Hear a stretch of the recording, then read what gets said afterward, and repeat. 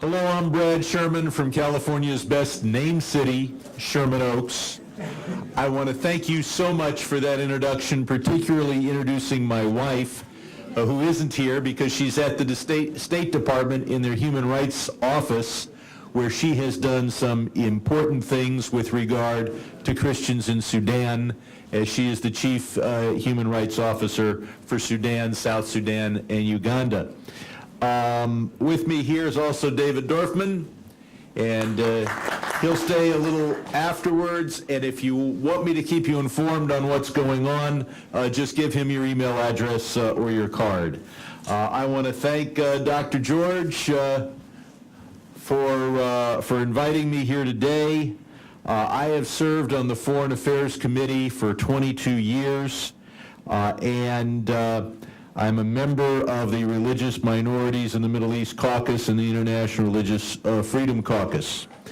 I have dedicated my life over the last 22 years to forming an American foreign policy that reflects American values, and standing up for the Copts in Egypt is an important part of that. Just last year, I had the privilege of speaking at St. Mary and St. Anith. Help me with the pronunciation here. What? Athanasius Coptic Church in Northridge, California. And I must have done okay because they invited me back, and I'm speaking there 2 weeks from now. I'll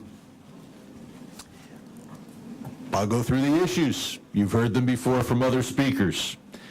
I don't have to tell you that in August 2013, Islamist-led mobs destroyed churches, religious property, destroyed people. And I'm glad to see we have a different government in Egypt. I was the chief Democrat on the Coptic Churches Accountability Act, and I'm pleased to say the State Department then did issue what that act required, which was a report on how Egypt had reacted to the events of 2013. Unfortunately, that report showed that those who killed, those who destroyed, acted with impunity. Some churches have been rebuilt, but violence against Copts and Christians in Egypt has been a problem for centuries.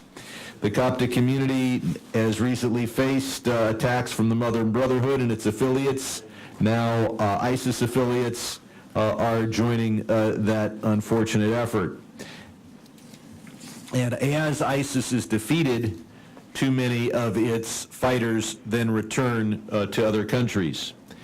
The ISIS affiliate Wilayat Sinai is responsible for over 800 attacks across Egypt, many of them against the Coptic community.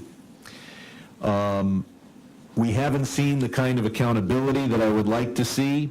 In December of 2016, during the Mass at St. Peter's Church, a suicide bombing resulted in the deaths of over 25 people, the injury of over 65. I joined with Congressman Trott, I believe he's joining you today as well, and others in writing a bipartisan letter urging increased security for Coptic churches. I also joined with Representatives Hill, Cicilline, Trott, Maloney, and others in introducing H.R. 673. That bill would, among other things, push our State Department to urge Egypt to end the culture of impunity for attacks on Christians and their churches and to arrest those who are responsible. Last year, I met with President Sisi and urged protection of Coptic Christians and churches. I've also met with the Egyptian foreign minister, the ambassador many times, and in every one of those meetings, I make it clear that America demands that the Egyptian Coptic community be protected and that Congress is paying attention. For several years, I urged that Hassam and Liwa al-Thawra, be specifically designated as terrorist organizations, and the State Department has recently taken that action. And of course, I co-sponsored the bill to create a special envoy for religious freedom and religious minorities in the Middle East. I have been a strong supporter of Christians throughout the Middle East, whether it be the Chaldeans and the Assyrians, the Syriac and Armenian communities, and so many other Armenians, so many Christian communities in what is the birthplace of Christianity. I look forward to working with all of you. David, my foreign policy advisor, looks forward to learning a bit more from you today, and I want to thank you very much. My name is Brad Sherman, and I do indeed come from America's best named city, Sherman Oaks. Thank you.